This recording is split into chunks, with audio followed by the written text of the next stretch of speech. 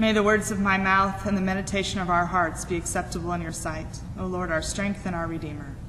Amen.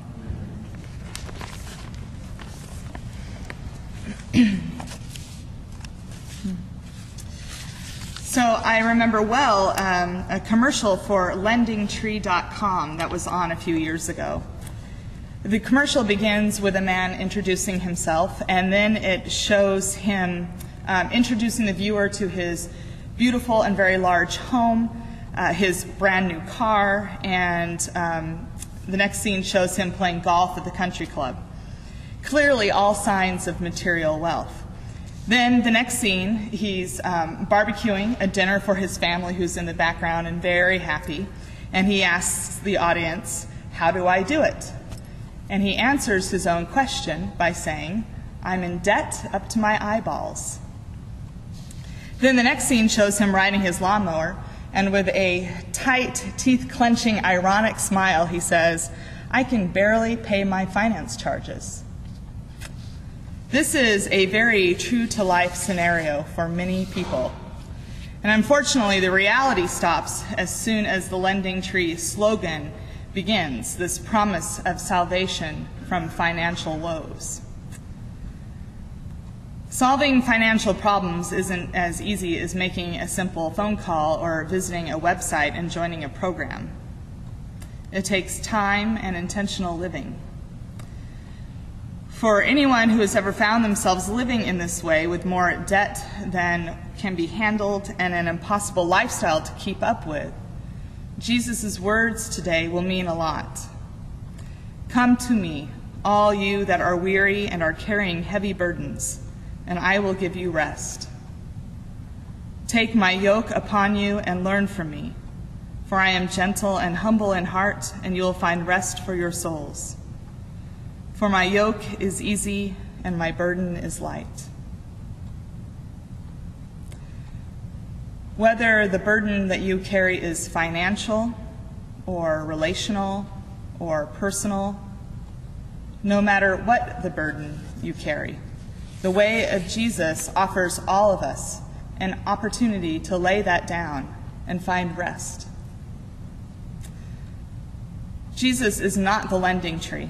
He is not going to solve all of our problems.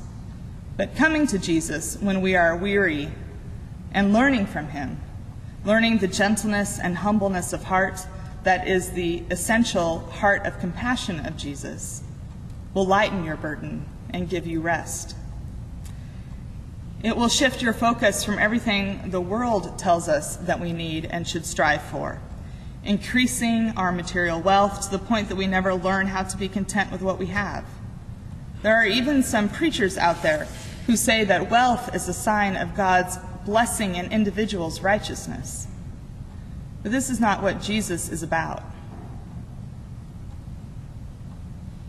Coming to Jesus, laying down our burdens, and learning from him shifts our focus to gratitude. With gratitude, we learn very simply what is enough.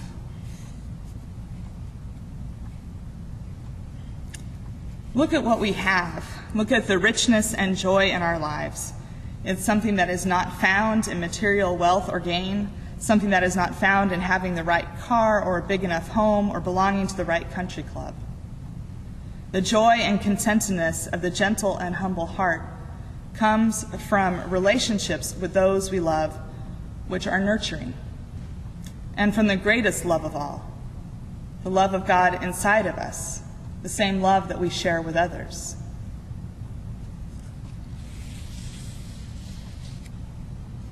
This is a big challenge for us out here in the Conejo Valley. We are very privileged. And while we work hard for what we have, it's easy to forget how we feel entitled to so many things other people in the world wouldn't even dream of.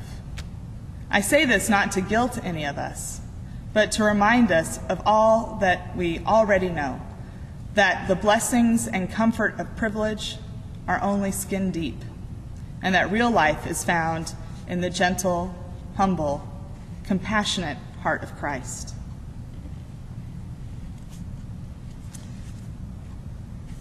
I'm also reminded on this 4th of July of those famous words at the Statue of Liberty, of what we stand for as a nation.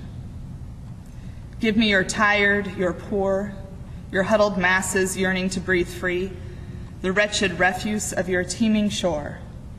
Send these, the homeless, tempest-tossed to me.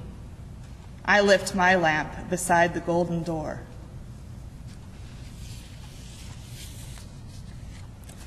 We are here in this country, in this state, in this town, with great opportunity to be a place, a physical location for the tired, the poor, the huddled masses, the homeless, the tempest-tossed. We have the ability to receive and provide the lamplight to that golden door that leads not to the prosperity of wealth, but to the prosperity of true freedom and perfect love, which no burden can keep us from living in the heart of God. So how do we do this? We come to Jesus and learn from him by praying and reading the Bible, gathering together as a community of faith, and wrestling with the challenges and suffering of our lives together. We work on ourselves.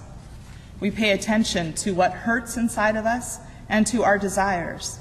We allow God to keep our desires focused on the priority of loving relationships with family and friends and with God.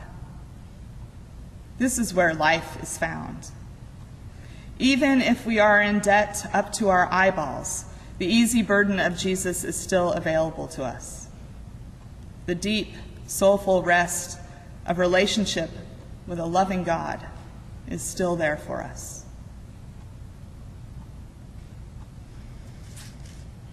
I'm going to read this part of the gospel one more time, and I invite you to let these words be your prayer, to hear Jesus speaking them to you. Allow the words to live inside you, and find that place in you that is in need of the easy yoke of Jesus and the rest that only God can provide. Come to me, all you that are weary and are carrying heavy burdens, and I will give you rest. Take my yoke upon you and learn from me, for I am gentle and humble in heart, and you will find rest for your souls. For my yoke is easy and my burden is light.